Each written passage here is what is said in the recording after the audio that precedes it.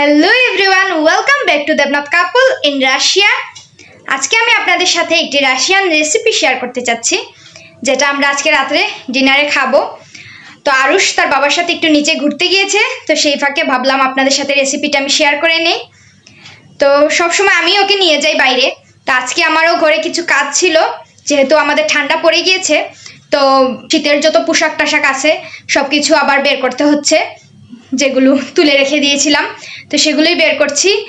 তো আরুষকে নিয়ে সেগুলো সম্ভব হয় না, কারণ সে খুব দৌড়াদৌড়ি করে এগুলোর উপর, বা খুবই বিরক্ত করে আর কি।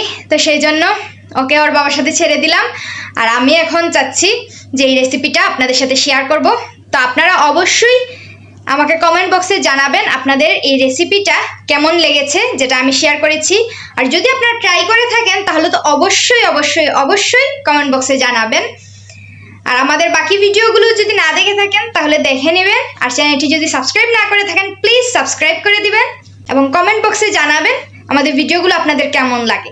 তাহলে আমিও খুব উৎসাহ পাবো ভিডিওগুলো করার জন্য, যেহেতু আপনাদের জন্য এই ভিডিওগুলো করছি। তো আপনারা যদি দেখে আমার ভিডিওগুলো কোনো রিভিউ না দেন তাহলে তো আমি পারছি না জানতে যে আপনাদের কেমন লাগছে, আমার ভিডিওগুলো ভালো লাগছে কি না। তো সেটার জন্যই আপনারা অবশ্যই আমাকে কমেন্ট করে জানাবেন আপনাদের ভিডিওগুলো কেমন লাগে। তো চলুন বেশি বকবক না করে আপনাদের সাথে সেই রেসিপিটা শেয়ার করি। আনারস দিয়ে, এই যে আমাদের এখানে এরকম কেনে আনারস পাওয়া যায়, প্লাস দেশে যেরকম আস্ত আনারস পাওয়া যায় সেরকমও পাওয়া যায়, বাট এই সালাডটার জন্য এই কেনের আনারসটাই ভালো হয় আর কি। প্লাস এখানে আমি মুরগির বুকের পিস, একটু লবণ আর একটা রসুন দিয়ে সিদ্ধ করে দেন জলটা ফেলে দিয়েছি, আর মাংসটাকে কুচি কুচি করে কেটে নিজে অ্যাড করেছি। আর এখান থেকে আমি এখন আনারস দিব। তো আমি এখানে আসলে আনারসটাই বেশি পছন্দ করি আর কি, মাংসটা একটু কম দেই এবং আনারসটা একটু বেশিই দেই, কারণ আমার কেন জানি না খুবই ভালো লাগে আনারসটা বেশি পড়লে।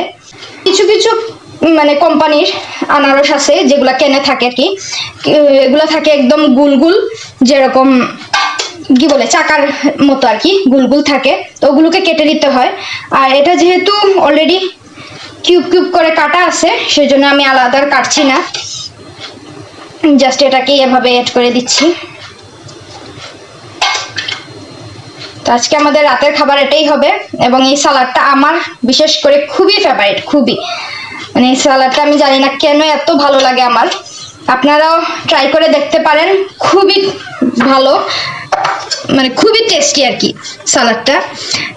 তো সাথে আমি আরেকটা জিনিস অ্যাড করব, সেটা হয়তো আপনারা দেশে নাও পেতে পারেন, আবার পেতেও পারেন, এখন যেহেতু অনলাইনে সব কিছুই পাওয়া যায়।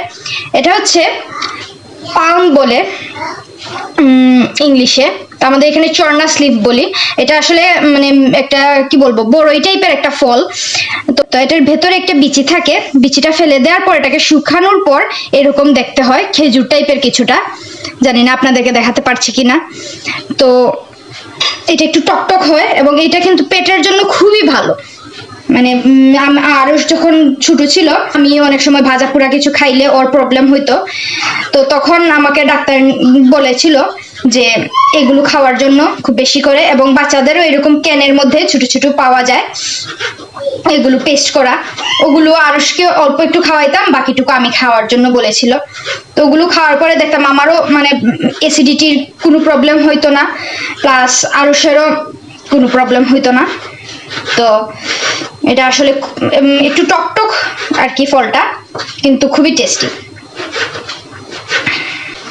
তো এই যে এই ফলগুলো অ্যাড করবো এটার সাথে, আর এক টুকরো রসুন আমি গ্রেট করে দিয়ে দিব, জাস্ট এক টুকরো রসুন।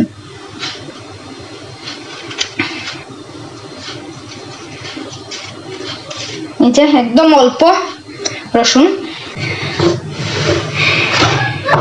আর এখন এটাতে আমি এই যে আমাদের এখানে এরকম আর কি কি বলে সরু ক্রিম যেটাকে বলে সেটা পাওয়া যায়, এবং এই যে দেখতে পাচ্ছেন এখানে পার্সেন্ট দেওয়া আছে, 20%, 30%, 10% থাকে।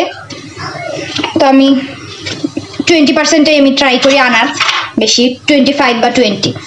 তো এই যে ভেতরে দেখেন, এছাড়াও মেয়োনিজও অ্যাড করা যায়, যাদের কাছে এটা না থাকে তারা মেয়োনিজ অ্যাড করতে পারেন, বা আমাদের এখানেও মেয়োনিজই বেশি অ্যাড করে, বাট আমার ঘরে এটা ছিল এবং এটা নষ্ট হয়ে যাবে, সেই জন্য আমি এটার সাথে এটা অ্যাড করে নিচ্ছি।